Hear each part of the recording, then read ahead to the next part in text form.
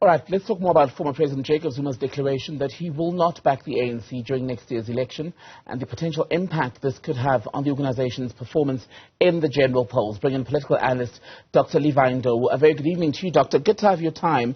What do you think is the former president's objective here? Is it to decampaign the ANC as an organization or more to decampaign Cyril Ramaphosa specifically? Good evening, Tembekile. Good evening to the viewers at home. I think it is both. He appears to be wanting to decampaign both Ramaphosa and the ANC. And I think we don't have to separate the two. But I think what he's trying to do is to say he would not want to do whatever he's doing whilst it is outside the ANC.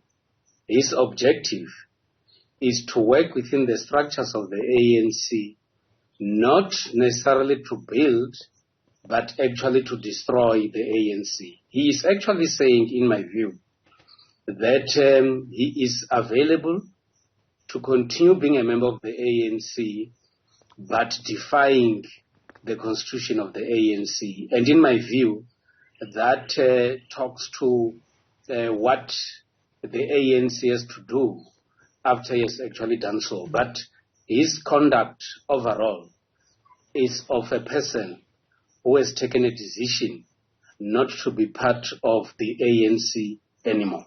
So why not just leave?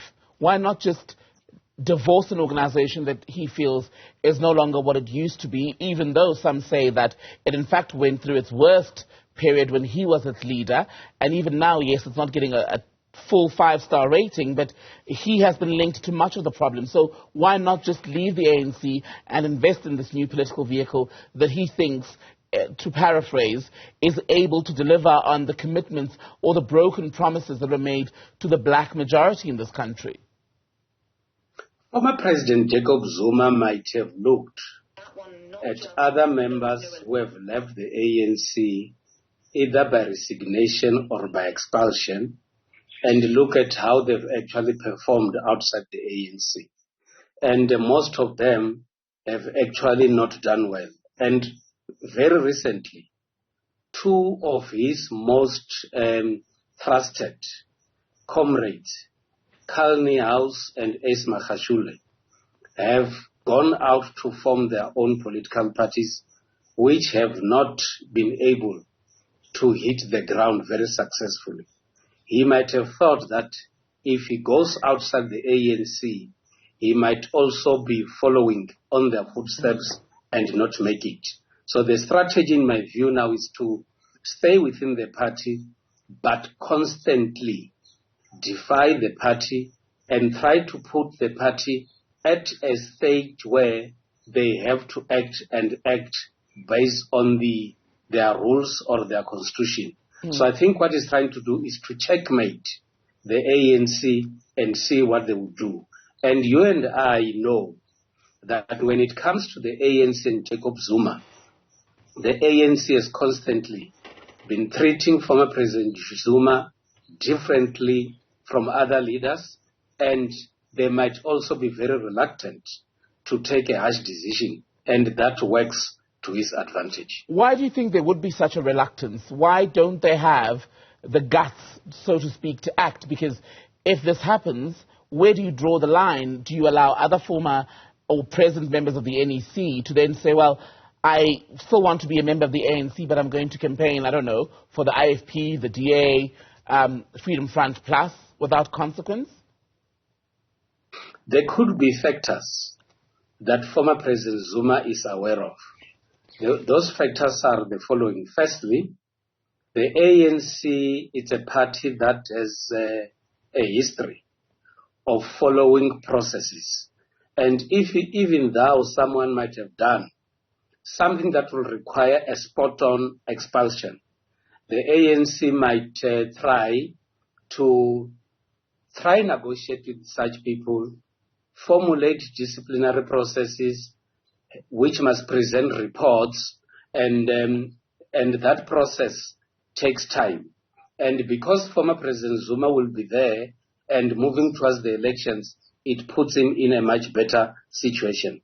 Another issue would be that former President Zuma might also be trying to check or test waters as to whether he might still be having a lot of support, even though he's behaving in this manner within the structures of the ANC. And that is why in his statement yesterday, he said a lot of information is going to be unveiled as they move forward. And my sense is that based on all this that has happened, it is sufficient ground for confusion within the ANC if indeed the leadership of the ANC cannot be able to come with a much better strategy that must be able to respond in a manner that the ANC is left in a much advantageous position. Is the leadership of the ANC afraid of former President Zuma? Is that what it comes down to? Well, one couldn't say they are afraid. Based on their historical background and how they conduct their own affairs, they are a party that follow processes. They are a party that would ensure that there is sufficient consultation in whichever decision that they have to reach.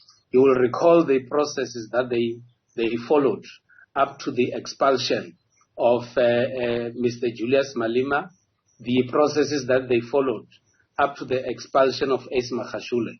It took much longer period of time because they wanted to ensure that when they come to that decision, everybody should be convinced that there was sufficient groundwork that was done, and indeed everybody is convinced that they do it the right way. So that is, in my view, what could happen.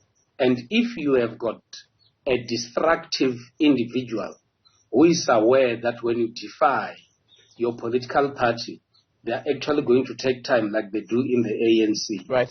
He will take advantage of that. This endorsement, though, that he's given to Umkhonto weSizwe, the ANC not happy with the forming of the organization under that banner, so that too is likely to lead to an interesting, perhaps legal battle between the ANC and the leaders of this new formation. So former President Jacob Zuma's endorsement, though, of this new political vehicle presents an interesting opportunity, does it not? Because we may, for the very first time, get to have an accurate assessment of his political pool to see who will follow him in this regard. And once that has happened, whether it's a significant performance as a success or a failure, that'll be interesting in terms of where it'll place him, is it not, post the 2024 elections? The ANC, after coming out of Nazareth, in their 2022 conference, they ensured that they revive all their leagues. And the MKV is the last one that has not been revived. The MKV is one arm of the ANC that has always appeared to be in favor of former President Jacob Zuma. That is where you got the spokesperson, Carl Niehaus, being very vocal about the activities of MKV. That is where the late Mr. Mapatse was actually coming from, and very vocal and supporting the former President Jacob Zuma. And in that structure, there appears to be no voice now to talk against the current leadership. And I think the use of that name of Umkhonto weSizwe could be a strategy to revive the memories of the people that there was once this structure that constantly support former President Zuma.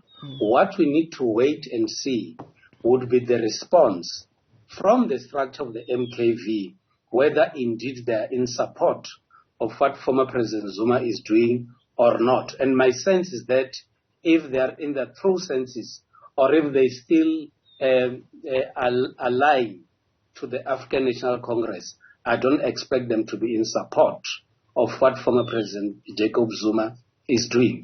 And indeed, this brings very interesting times in our body politic, because one would expect that if indeed former President Zuma is serious about his support for the Umkhonto weSizwe, it will require a lot of energy.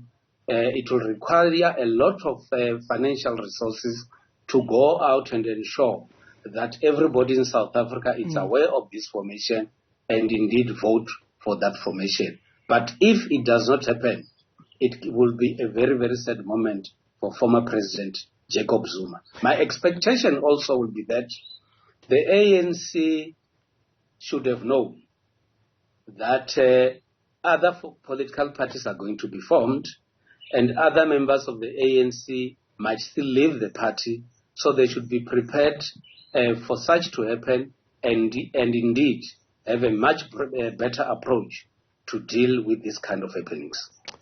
Good to speak to you, political analyst Dr. Levy Ndou. Thank you for your time on Newzroom Afrika.